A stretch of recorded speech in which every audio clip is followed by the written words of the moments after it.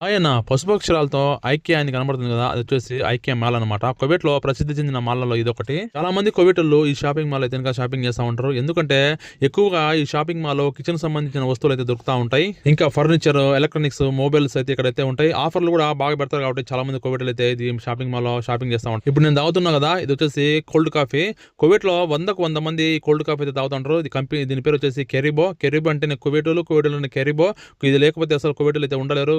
ఒక రోజుకి కనీసం 2 సార్లు అయితే తాగుతారు ఇది. ఇప్పుడు నేను తాగుతున్నా కదా! ఇది వచ్చేసి ₹400 మన ఇండియా డబ్బులు. కువైటోళ్ళు, ప్రవాసులు అందరూ 360 రోజులు అయితే ఇప్పుడు తాగే కాఫీ అయితే తాగుతారు. ఇది వచ్చేసి బ్లాక్ టీ అనమాట. అంటే భలే టేస్ట్‌గా అయితే ఉంటది.